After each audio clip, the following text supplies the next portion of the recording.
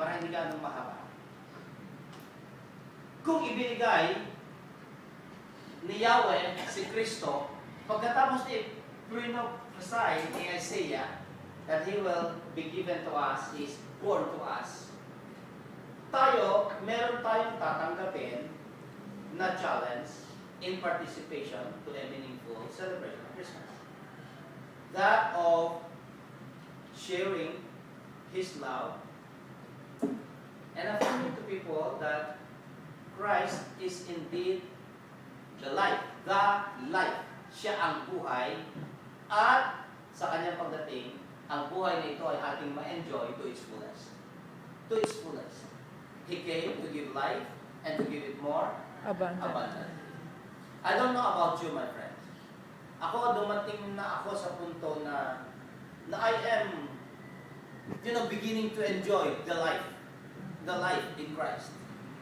With peace, with joy, with a beautiful family, with a beautiful, bigger family, yung cabinet ko, malaking bagay yun. Pinapalitan ko yung mga hindi nagpe-perform mabuti. So napakasaya, di po ba? With the UMC Doc, laging nagpupunta sila, care group, siya, ang daming care group. Kaya nagpalimpag ko ng 5,000 journals. Pero hindi lahat makakuha nito. Yun lang member ng care group ang makakuha ng journal na ito. I don't know how the DSS will spread it out to you. First, let us remember that Jesus is the giver of life and life abundant. While we are joyful, okay na sa atin yung spiritual life na promised to us, we also would love, my dear friends, it's our desire also to enjoy life in its abundance, in material things, in the many things that we see. Ako naman hindi prosperity gospel preacher, pero naniniwala din ako na ibinibigay ni Lord ang lahat ng ating pangailangan. Do you believe that? Yes. Yes. Kaya ako minsan, yung United Methodist Church, mas marami tayo, mas old tayo, pero compare mo sa Green Hills, Victory, at sa Christ Commission, itong mga churches na yan, mas mataas antas nila sa atin. Nakuha niyo yung point ko? Sila yung mga pastor sila, lalaki ng sweldo, may mga pakotse lahat, nakakurbata, ang church nila, puro lahat maganda, pero kakunti lang, isa, dalawa, tatlo lang, yan. Kasi lagi nila sinasabi, kung si Kristo ay nasa atin, dapat mabuhay tayo ng sakana. Di ba? Tayo mga Methodista kasi, okay sa atin yung naghihirap kasi ang Methodista para sa mahirap, galing sa mahirap, para kay era. Yung bang mendicant mentality, poverty mentality, and all this. What I want us to see, my dear friends, is that life and all its abundance. Do you know what's the meaning of life? In the Bible, this is one of the most important words, perhaps as important as love. Di ba dito sa Biblia, pinaka-core message ng Bible is love? Yes. Pero yung life, very important din yan, mga kapatid. Life is Zen. To have life is Zen. Zen, to have life. And Zoe is to live. Pag sinabing Zen, meron kang buhay. Pag sinabing Zoe, I want to live. How do you want to live? In poverty, in pain, in disappointment, lagi na lang gano'n? Hindi na ba tayo masaya? Kaya mag-move on tayong lahat. Mag-move on tayong lahat. Iwanan natin yung mga pabigat. At gusto ko sana yung mga pastors natin, ganun sila kung mabuhay, yung masaya. Kasi kung meron kang spring of life, yung bukal sa puso mo, ng joy, love, peace, mas marami kang may share sa tao, right? Pero kung laging meron kang bigat na, ay umaga, pag-gising ko, masusalubong ko ng mga kapwa ko pastor, maganda. Magaling siya sa akin, magaling din ako sa kanya. Hindi, nagmamahalan na. Tapos, ako mamaya, may meeting na naman kami sa district. Bakit ko naman yung DS.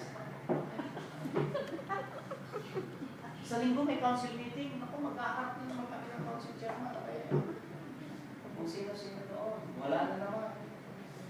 Why do we...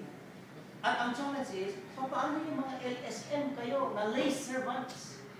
You know, I would like to think that while the voice of the pastors kami, na anointed, na consecrated, na ordained, ay very powerful. I would like to think that.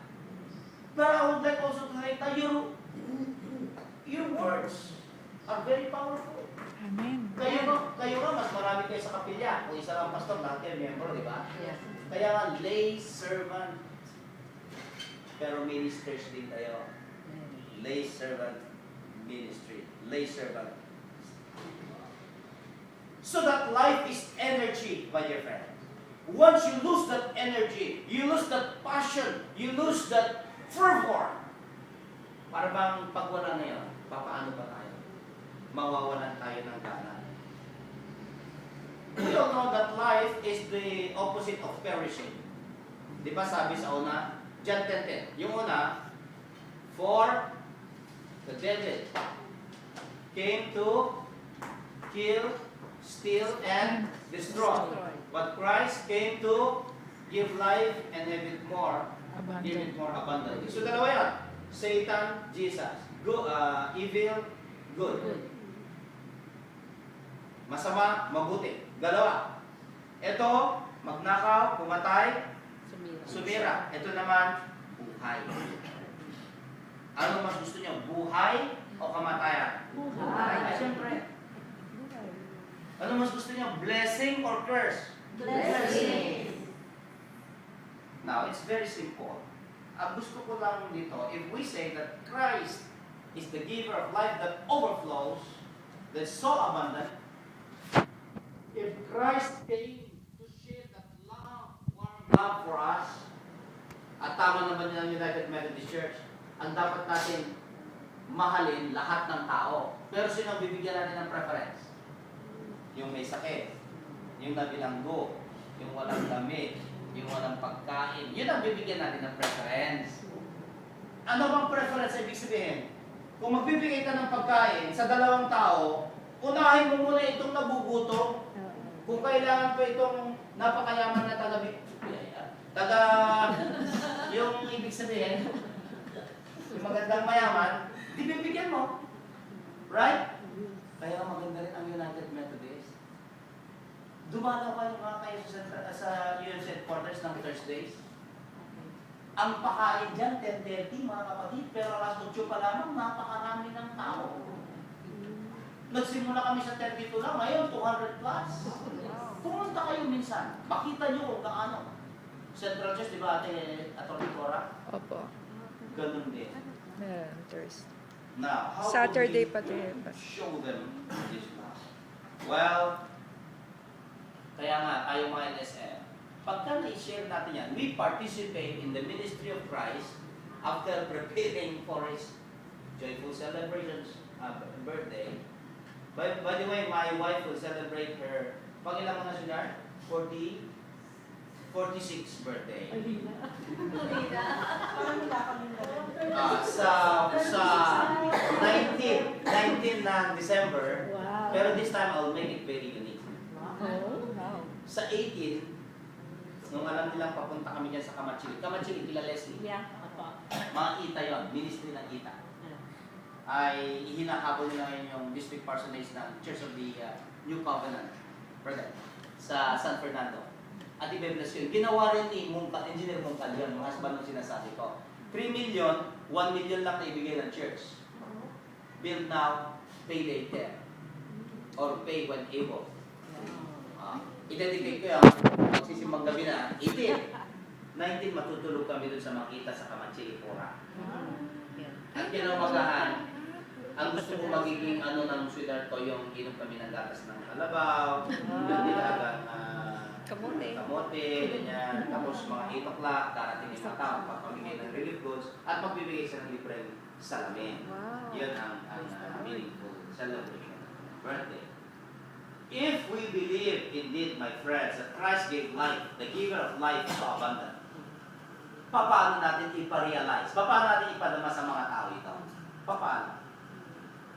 ba ng mga LSM ay handa sa aming mission ng mga pastor na maki-akop kayo ngayon? Maki-may-misa kayo? Yes. Para tayo natin nagkakaroon. Kung hindi nyo naintindihan yung sinabi ko.